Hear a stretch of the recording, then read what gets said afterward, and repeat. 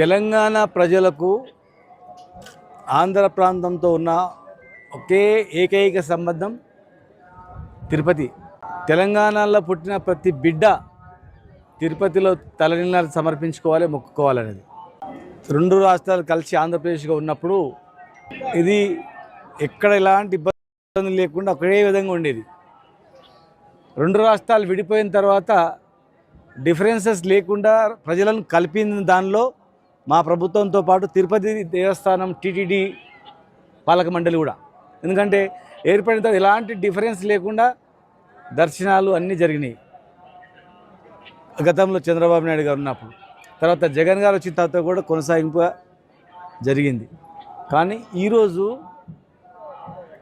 ఇక్కడ పరిస్థితి చూస్తుంటే తెలంగాణ సామాన్య ప్రజలకు కానీ, తెలంగాణ రాజకీయ నాయకులకు కానీ, తెలంగాణ సంబంధించినటువంటి వ్యాపారవేత్తలకు కానీ ఇక్కడ కొంత డిఫరెన్సెస్ అనేది కనిపిస్తూ ఉంది. ఇది మంచి పరిణామం కాదు. ఎందుకంటే టీటీడీ పాలక మండలి అంటే మాకు గొప్ప గౌరవం.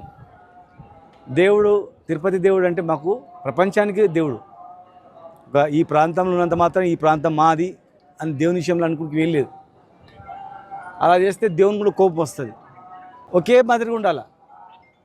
తెలంగాణ ప్రజలకు, ఆంధ్ర ప్రజలకు, తెలంగాణ నాయకులకు, ప్రజాప్రతినిధులకు, ఆంధ్ర నాయకులకు, వ్యాపారవేత్తలు ఈక్వల్గా ఉండాలి. కానీ ఇక్కడ చాలా డిఫరెన్స్ కనిపిస్తుంది. ప్రజలకు, రాజకీయ నాయకులకు కానీ, విఐపీలకు కానీ, మామూలులకు కానీ, వ్యాపారవేత్తలకు కానీ, భక్తులకు మాత్రం భేదం కనిపిస్తూ ఉంది. అందరికీ నమస్కారం.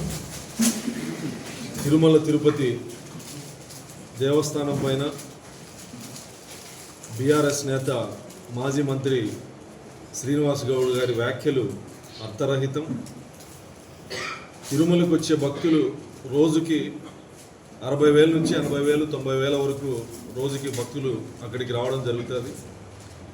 కులము, ప్రాంతము చూసేటువంటి పరిస్థితి అక్కడ ఉండదు. కేవలం ఇది శ్రీనివాస్ గౌడ్ గారి యొక్క అస్తిత్వం కోసమో లేదా వాళ్ళ పార్టీ ఉనికి కోసమో ఫ్రస్ట్రేషన్లో మాట్లాడినట్లుంది. తిరుమల పైన ఎటువంటి వివక్షతకి తావు లేదు. లక్షలాది మంది భక్తులు వచ్చే చోట ప్రాంతీయవాదాలనో లేదా కులాలనో చూసేటువంటి పరిస్థితి ఉండదు. తిరుమలలో దేశ విదేశాల నుంచి ప్రపంచవ్యాప్తంగా భక్తులు వస్తూ ఉంటే కేవలం ప్రాంతీయవాదంతో, ప్రాంతీయ తత్వంతో వచ్చినటువంటి పార్టీ నుంచి వచ్చినటువంటి నేత నుంచి ఇలాంటి మాటలే చూడాల్సి వస్తుందేమో. తిరుమలలో ఎటువంటి వివక్షత లేదు. గౌరవ ముఖ్యమంత్రి చంద్రబాబు నాయుడు గారి ఆధ్వర్యంలో, చైర్మన్గా బిఆర్ నాయుడు గారి నాయకత్వంలో తిరుమలలో ఎటువంటి వివక్షతకు తావులేదు. అధికారులు కానీ, ఆలయ అధికారులు కానీ, పూజారులు కానీ, అక్కడ ఉన్నటువంటి ఉద్యోగులు కానీ ఎవరి పట్ల కూడా ఎటువంటి వివక్షతకి తావులేదు. ఆయన శ్రీనివాస్ గౌడ్ గారు ఫ్రస్ట్రేషన్లో మాట్లాడినట్లుంది. ఆయన మాటలు అర్థరహితం. ఎందుకు అలా మాట్లాడాల్సి వస్తుందో, భక్తి దేవుడి దగ్గరికి వచ్చిన తర్వాత ఆలయ ప్రాంగణం దగ్గర రాజకీయాలు మాట్లాడకూడదని చెప్పినప్పటికీ మళ్ళీ రెండు రాష్ట్రాల మధ్య విద్వేషాలు రెచ్చగొట్టే విధంగా మాట్లాడడం సరికాదు. దేవుడి దగ్గర అందరూ సమానమైన విషయాన్ని గుర్తుపెట్టుకోవాలని సందర్భంగా చెప్తాను.